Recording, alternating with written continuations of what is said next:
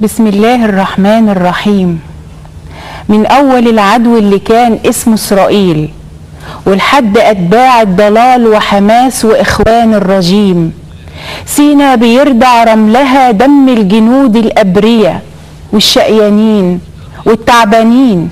سينا بتنزف من سنين لكن بتضحك من البكا ساعة ما بتشوف التحدي مد ايده وموت الباطل بصوت البندقة. وبتحيا مصر يقعد لأحضان اللقا فرح النشيد. سينا النهاردة في عيد وبكرة برضه في عيد، وكل زغروطة بتخرج من شموخ أم الشهيد تخلق لنا أرواح وعيد. يمكن تكون نفس الشوارع هي نفس الكلام نفس الحكاوي المشتكية، صوت الوجع لما يلملم لحمه لجل عيون بهية، صوت الأذان والله أكبر واللوية، حضن الجبل بدموع سنين المستحية. إيه الجديد ولسه من فينا الشهيد؟ يا مهد كل الأنبياء، يا حلم عايش في الضياء، يا فجر من بين الجثث طلع له ايد. ايه الجديد؟ مين اللي باسم الدين هيتفجر يا سينا؟ مين اللي بيحميلك حدودك ولا اللي جوه المدينة؟ اللي بيزرع بالعرق أرض وخضار ولا الموظف اللي بيشوف المرار ولا اللي في المصنع بيبني ليل نهار ولا اللي كان جايلك وفاكر يا أحضانك أمينة؟ مين اللي اسم الدين هيتفجر يا سينا؟ مين اللي هيكون الضحية للمغفل والجبان اللي بجهله بيرمي في النيل سكرته؟ نصر الوطن بقى علته، عمال يضيع رملته، وهننتصر. وهيبقى عنوانك يا سينا هو شارع الانتصار والرقم هو البيادة. بشكرك جدا واهلا بيكي سحر الشربيني، طبعا الشاعره وايضا عضو اتحاد الكتاب. الحقيقه لمن لا يعرف سحر الشربيني، سحر لها 4 دواوين وحصلت على العديد من الجوائز الخاصه بالشعر، وايضا ترجمت قصائدها الى العديد من اللغات الأجنبية. حصلت على الجائزة الأولى في شعر الفصحى من مهرجان الشعر العربي، أيضا حصلت على الجائزة الأولى من أتيليه القاهرة، وتم تجميع شعرها وقصائدها في مجموعة من القصائد العربية مع العديد من الشعراء العرب. خلينا في البداية، طبعا حضرتك كلمتي عن سينا، وطبعا النهارده بنحتفل بذكرى الثالثة والثلاثين لأعياد احتفالات سينا. كل سنة ومصر كلها بخير واحنا طيبين، ولكن اهتمامك كشاعرة انك تكتبي عن الأحداث والحس الوطني وترجمة الكلمات إلى مشاعر وأحاسيس. هو دور الشاعر، دور الفنان، هو بيؤرخ الحدث. أي حدث بيحصل حوالينا دور الفنان اللي هو بياخده يؤرخه صح، علشان تاريخ الحدث هو اللي بيخليه يوصل للأجيال القادمة صح. انت شايفه ايه اللي خلينا نعرف احداث سينا والاغاني الجميله اللي كتبها الراحل الرائع الموجود اللي عمره ما يغيب عبد الرحمن الابنودي، وغناها عبد الحليم حافظ رحمه الله عن سينا ويوم رجوع سينا وعن الهزيمه في 67 والانتصار. الحاجات الجميله دي كلها، يعني ايه اللي خلانا احنا مجرد ما بنسمع هذه الاشياء هذه الكلمات بنحس ان احنا عايزين نموت في هذا الوطن؟ ليه؟ لان الكلمه بتمس الوجدان، الكلمه لما تطلع من الوجدان بتمس الوجدان. وهو دور الشاعر عموما ان هو يتاثر بالحدث، هذا الحدث يتاثر بيه، فبياخده بيترجمه باحساسه هو عشان يطلع للاخرين، فالاخرين يتاثروا بيه. هي بتبقى عمليه تبادليه، تاثر وتاثير. الشعر له دور كبير جدا من زمان، مش من هذه الايام فقط. الشعر المفروض بيعيش في اوجاع وطنه، في افراح وطنه، في كل ما يمر به الوطن من احداث. هو المفروض الشاعر يكون لسان حال الوطن. الشاعر اللي بيكتب عاطفي ده بس بيبقى شاعر شعر انا بقوله عليه شعر ناقص، لانه ما بيقدرش ان هو يوصل لكل الناس. الشعر اللي بيوصل لكل الناس هو اللي بيدخل مشاكل الناس، هو اللي بيعبر عن الفقير قبل ما يعبر عن الغني، هو اللي بيعبر عن الموجوع قبل ما يعبر عن الفرحان، هو اللي بيعبر عن كل الآيات وكل شيء. فهو ده الشعر فعلا، وهو دور الشعر على مر العصور ومر الاجيال. واحنا طبعا الاغنيه الجميله اللي لسه الى الان بتعاصرنا، اللي هي من زمان، صلاح جاهين كل الشعراء اللي كتبوا الاغنيه اللي اتغنت والمطربين اللي غنوا، ده كله هم أرخوا الأحداث، هم أرخوا لينا إحنا كجيل الأحداث. إحنا برضو المفروض كجيل موجود حاليا عاشرنا الثورات ان احنا بنؤرخ هذه الاحداث في كلمه، علشان الجيل الجاي برضو لما يسمعها ان شاء الله يبقى يتاثر بيها، ويمكن تهز احساسه زي ما الكلمه القديمه بتهز احساسنا حاليا يعني. شعرك اتنوع ما بين الشعر الفصحى وايضا الشعر العاميه، يعني اجتهدتي في المجالين رغم صعوبه الانتقال من شعر فصحى لشعر عاميه. الحقيقة قبل ما أسألك عن شعر الفصحى أنا عايزة أسمع منك قصيدة فصحى عن سينا. طيب أنا هقول لك أنا مصر، هي عن مصر عموما يعني، وفيها سينا البقعة الطاهرة. أنا مصر التي عاشت برغم الحقد لا تقهر، أنا برد، أنا نار، أنا صرح، أنا أكبر، فلا إرهاب يبنيني ولن أنهار أو أكسر. أنا سيناء اصطمدت فكانت أرضها الأطهر، أنا هرم، أنا هول ونيل العذب لا يهدر. أنا قدم تدوس الذل والأهوال والأمقر، وجيشي خير أجناد تمد الورد والعنبر. وديني أزهر يأبى تطرف حرفه سكر، لأولادي هنا دم وأورق بالمدى أخضر. وكم مزقتها محني وتاريخي سنا يذكر، وأعلم أن دود الأرض من أقرانه أخطر. فلا ثمن لسيران تغلف لحمها الأقذر، ولا وزن لألباب كسكر الخمر بل أسكر. نباح صوته أحقر بسيف العقل فرساني، وحبي سيفه أقدر. وكم تلدين يا أرضي، هنا مينا هنا عنتر، لذا أحيا بأوجاعي، أنا الأقوى أنا الأنظر.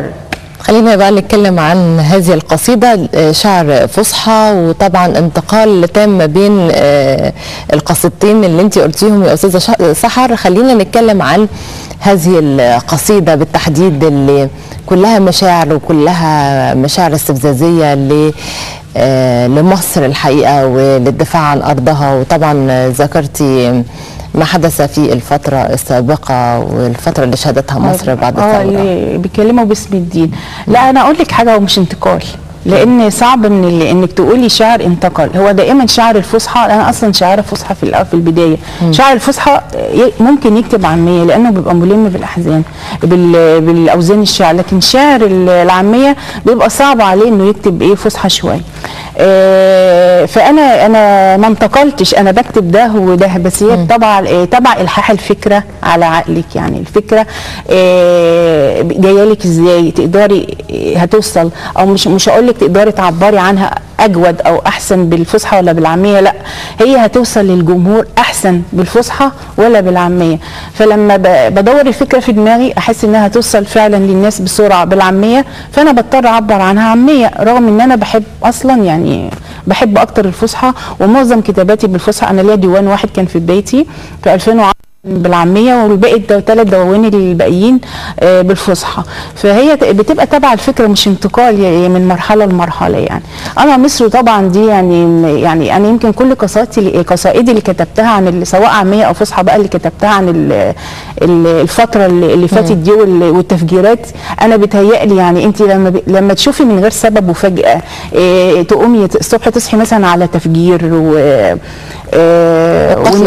وضباط وشهداء وجنود رايحين يقضوا الخدمه، اولاد صغيرين 20 و21 و22 سنه ورايحين يقضوا الخدمه وتفجروا بدون اي سبب، ويقول لك السبب ايه يعني؟ الاسلاميه، يعني انهي اسلاميه وانهي دين وانهي الدين اللي بيدعو للسلام ونبذ العنف والعمل والعمل وعماره الارض، وعمره ما دعا للارهاب وهذا الكلام الفارغ. فمش عارفه اي دين يعني.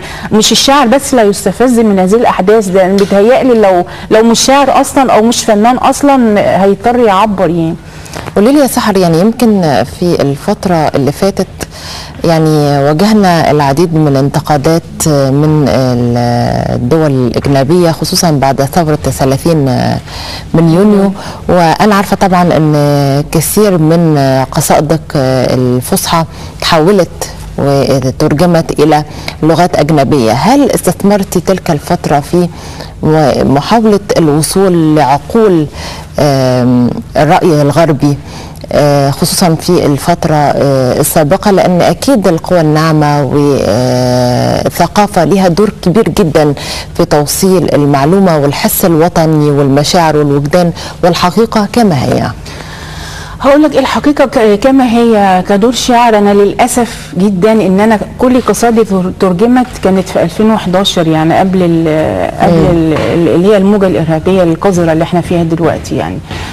لكن دور احنا يعني انا كشاعره اللي بقدر اعمله فعلا بجد ان انا عشان اوصل صوتي للجمهور بيبقى اللي خارج بيبقى من خلال صفحتي على الفيسبوك، لان انا عندي قراء من جميع انحاء العالم، وفعلا بيبقى في دردشه بيني وبينهم، وفعلا بقدر يعني اوصل لناس منهم لنقطه معينه. انا اتمنى جدا ان انا كشاعره وان انا اسافر بره وان انا اروح اوصل صوتي واوصل شعري واوصل قد ايه الارهاب ده قذر، وقد ايه هم اصلا لو هم عندهم هذا الارهاب ولو حصل 1% من عندهم اللي بيحصل عندنا، هم مش هيسكتوا ومش هيتكلموا عن حقوق انسان ومش هيتكلموا، لان حقوق الانسان ما تبقاش في جهه وجهه، لا لما يضبط وجنود لا حول لهم ولا قوه يموتوا يجي يكلموا لك عن حقوق الانسان تتحرق حقوق الانسان في هذا الاتجاه، لان لو بيحصل عندهم ذره من ده مش هيجيبوا سيره حقوق الانسان يعني. فانا اتمنى والله ان انا فعلا اسافر بره وان شاء الله في حاجه قريب ان شاء الله نتم ان شاء الله يعني، وتحاولي من خلال القصائد اللي بيتم تجمعها مع الشعراء العرب. بس عموما هي القصائد يعني انا اقول لك حاجه، يعني القصائد لما بتنزل برضو بيسمعوها في جميع انحاء العالم. بقول لك انا ليه على صفحته برضو قراء وفي مناقشات بيننا وكده، بس ان شاء الله يبقى في مؤتمر قريب ونسافر بره ونعرض صوتنا ان شاء الله يا رب باذن الله من خلال وزاره الثقافه طبعا ان شاء الله تكون دي فكره جيده ان احنا نوصل ما يحدث في مصر وتاريخ للفتره السابقه من خلال طبعا القصائد الشعريه اللي اكيد بتوصل للقلب بسرعه. الفتره اللي فاتت كانت فتره عصيبه جدا في تاريخ مصر، وايضا ما يحدث يوميا في سيناء من هجمات ارهابيه على ابطالنا من القوات المسلحه والشرطه، شهداء يوميا. الحقيقه اكيد كشاعره بتتاثري بموضوع الشهداء. اكيد طبعا. مين فينا ما تاثرش، سواء شاعر اي انسان يعني، بعيد عن ان كوني شاعره او لا، اي انسان بيتاثر بكل خلينا نسميها المهازل اللي بتحصل في سيناء. رجعوا لهم مرسي عشان تبطل انفجارات زي ما البلتاجي كان قال لكم. فانا هقول لك حاجه بسيطه، لو عايزه تسمعي من الشهيد ولا اقول لك انا عايزك الاول؟ اللي تحبيه، بس يا ريت حاجه عن الشهيد الاول. ماشي، حاجه عن الشهيد، حبه بتاعت ابن الشهيد. ماشي. يا مصر لا تخشي مراره دمعتي، فغزير دمعي للعدو قنابل. ابن الشهيد على ترابك غارق بدمائه، وابن هناك يحاول. طوبى له حسن الختام ومرحبا بالموت، إنا بالصدور نقاتل. كم من عزيز راح ليس نهايتي، فنهايتي إن قل باسمك جاهل. مات الذي طاب الخنوع لدربه، أما شهيدك فالحياة يقابل. لا تستحي لا تستحي إن خانني حزن، ولا تبكي، فصوتك بالصمود بلابل، ستكون أوجاعي لرجلك سلما، ما عشت أصفر لن يهينك قاتل، فتحت بحق دمائنا ونقائها لجميع إخوان الرجيم مزابل، ما مثل بطنك في الوجود تمخضت، فأتى من الوهن العظيم بواسل، إنا نجادل بالمحبة مشرقا ومغاربا، يا مصر لست أجامل، حيوا معي علم العروبة وانشدوا، تحيا بلادي ما لمصر مماثل. فعلا لا لمصر مماثل، وتحيا مصر، ومصر محفوظة طبعا بجنودها وقوتها وبمشيئة الله تعالى اللي ذكر في كتابه العزيز ادخلوا مصر إن شاء الله آمنين. الحقيقة سحر يعني كلماتك مؤثرة جدا وبتوصل للقلب بسرعة، وخصوصا في برضو الشعر العامي. انا عايزك هذه القصيده هي قصيده عاميه ولا دي الجايه؟ انا عايزك عاميه. طيب من يومين كده. طيب نسمعها بقى. وايه يعني تتوهي مني في الزحمه، ما انا برضو بلاقيكي بسرعه سجده تدعيلي في صلاه الفجر، وساعة لما اشوفك بدر لم الدنيا قدامي كأن الليلة ليلة قدر. وليه يعني اجيلك حارة واستنى وملمحكيش، واروح التانية واستنى، واروح التالتة واستنى، وادور في الحسين عنك وما فهمكيش، حقيقي تهتي جواكي. وليه على طول كده سهمة، وليه صوت الامل فيكي صبح تهمة، وليه ابنك معاه سكينة بتذبحني وبسم الله وبيقول لي ده دين الله. لا هو الدين ده غير دينك وصوت صلواتك الخمسة، وفي حاجة اهي بارزة على جبينك، وفي محمد وفيه عيسى وفيه موسى وفيه فاطمة وفيه مريم، لكن فينك؟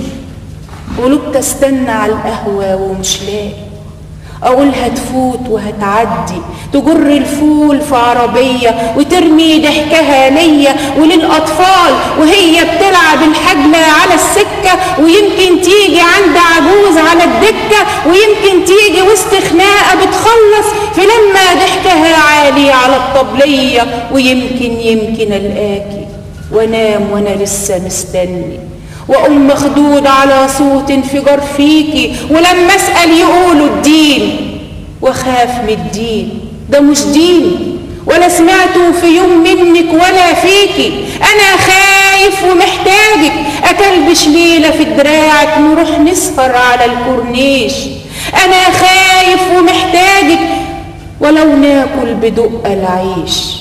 أنا خايف يطول ليلك وتوه مني، مع إني هتوه برضو على جبيني، ولما تغيبي هستنى وهفرش دمي في ترابك يغنيلك ده انا ابنك، وشكلي لما من غيرك يبص عليا برعبني، وجدي مات على ارضك دي ارض ابني، ولا شرعيه غير صوتك يحاسبني، وتحيا مصر وتعيشي انا عايزك، وتحيا مصر وتعيشي انا عايزك. سحر، طبعا الاحتفال السنة دي مختلف عن الاحتفالات السابقة، لأن احنا الحقيقة قطعنا خطوات كبيرة في مسألة التنمية الاقتصادية، في مشروعات إن شاء الله هتتم في سيناء، في رؤية جديدة لسيناء، مشروعات اقتصادية يعني استغلال المقومات البيئية والتنموية. ازاي نقدر من خلال القصائد الشعرية او من خلال ترجمتها حتى الى اغاني ان احنا نستغل كل هذه الاحداث وترجمتها الى ارض الواقع واظهارها للملايين وحثهم على المشاركة والاستثمار في مصر؟ خلينا نقول الاغاني بالذات، لان الاغنيه دايما هي بتبقى اسرع للوصول للانسان، لاي شخص من القصيده العاديه، يعني اللي هي مجرد ملقاه بس. يعني تعالي شوفي اي اغنيه زمان، يعني اغنيه العمل والمصنع اللي غناها عبد الحليم حافظ، واحلف بسماها وبترابها وكل هذه الاشياء. تعالي انت لو قراتيها حتى عادي كده مش هتحسي بيها زي ما تبقى يجتمع اللحن والكلمات والصوت الجميل بتوصل للجمهور بسرعه، تبقى اسرع في الانتشار. فاحنا بنتمنى فعلا ان يبقى في اغاني كده. يعني احنا فعلا سينا، احنا الحمد لله بفضل القياده الحكيمه اوشكنا ان احنا فعلا نجذر الارهاب في سيناء، والحمد لله نرجع نحتفل بعيد سيناء اخر يوم ما يخرج اخر رجل قذره نجسه من على ارض سيناء ارهابيه من اي مكان، سواء داخل مصر او خارج مصر، ونقدم بعد كده او نلجأ بعد كده الى التنميه بقى. نبدا في مشروعات التنميه اللي فعلا سينا محتاجها. ويمكن اهالي سينا بيشكوا ان هي كانت السنين اللي فاتت مهمله جدا، كانها مش على الخريطه. يمكن فكروا ان هم كمان يعملوها تبع بلد ثانيه، للاسف من كتر ما هم حاسين ان هم فعلا ان هم مش معانا، ان هم مش مصريين. فاحنا فعلا احنا بدانا دلوقتي، يعني بعد ان شاء الله تطهير اخر ارهابي من على ارض سيناء، المشروعات اللي بيعملوها دلوقتي فعلا واللي لسه هتتعمل في سينا، انا فعلا شايفه امل كبير جدا ان سينا ده هيبقى يحصل فيها طفره تنمويه رهيبه. ده دور بقى يعني هو هيحصل بس ده دور بقى دورنا كلنا يا صاحبي، يعني دور الاعلام، دور الثقافه، دور الشعر، دورنا كلنا مش دور الدوله بس. نبدا بقى نحس على ايه رجال الاعمال انهم يروحوا ينموا هناك، يعملوا مشروعات هناك، ان نحسسهم ان اللي هناك هتبقى فعلا ان سينا دي هتبقى المستقبل لمصر. وبعدين سينا جميله وكبيره قد ايه يا سهر احنا محتاجين في الفتره دي لتعزيز وتحفيز قيم الانتماء والولاء والقيم الايجابيه الحقيقه اللي اختفت طوال فتره ال4 سنين الاخيره اللي عشناها في مرار. ازاي نقدر ان احنا نعزز تاني القيم الايجابيه والقيم اللي تربينا عليها من واحنا صغيرين، واستغلال الكلمات الجيده والقصائد الشعريه حتى في المدارس. ايوه انت جيتي على حته موجوعه قوي المدارس. هقول لك دلوقتي احنا في البدايه عشان ننشئ طفل من تحت ايدينا في البيت، فلازم احنا لو انه يكون عنده ولاء وانتماء لهذا البيت هو قاعد فيه ساكن فيه، ده قبل ما يدخل المدرسه خالص. انه هو فعلا ما يشيلش حاجه من مكانها، يحط الحاجه مكانها، ما يرميش هنا، ما يرميش قذورات هنا، عشان ده بيته. لازم يبقى في يبقى فيه ولاء وانتماء لهذا البيت اللي هو حاسس فيه، في قيم معينه المفروض يحافظ عليها. بالتالي هو لما يخرج للبيت الكبير مصر ايا كان بقى، فهيبدا يطبق هذه القيم، هيبدا يحس ان في زي ما حس ولاء وانتماء في بيته، هيبدا يحس بولاء والانتماء في الخارج. تعالي ما اقول لك، ده دور الحضانه من اول الطفل وما يدخل من اول KG1، ده دور بقى ايه المدارس والحضانه. بنبدا نعزز له هذه القيم عن طريق اغاني بسيطه جميله زي اللي كنا بنسمعها زمان واحنا صغيرين. انا اقول لك ان انا فضلت يمكن لحد ثالثه اعدادي انا ما بسمعش اغاني غير اغاني مصر. وكنت لما بسمع اغاني مصر بحس ان انا نفسي اهد الدنيا وابنيها تاني عشان مصر من اغنيه. تخيلي الاغنيه ممكن تعمل كده، نشيد عندي طفل في KG1 ممكن يعمل كده. تعالي بقى المرحله اللي بعد كده اللي هي ابتدائي، اللي عايزين تنقيه تامه، لان اللي بيحصل في مدارسنا الايام دي بيوجع. يعني احنا عايزين تنقيه كامله للمدارس. هو الحقيقه يعني الدكتور محمد رفعي وزير التربيه والتعليم قال ان شاء الله المناهج هتتغير وهتتطور ومش هتبقى معتمده على التلقين ولكن معتمده على الفكر والابداع. بشكرك شكرا جزيلا الشاعره سحر الشربيني وعضو اتحاد الكتاب. بشكرك وربنا يوفقك ونورتينا برنامج صباح الخير. شكرا، صباح الخير وكل سنه وكل مصر طيبه. ومشاهدينا الكرام فاصل ونستكمل فقرات صباح الخير يا مصر.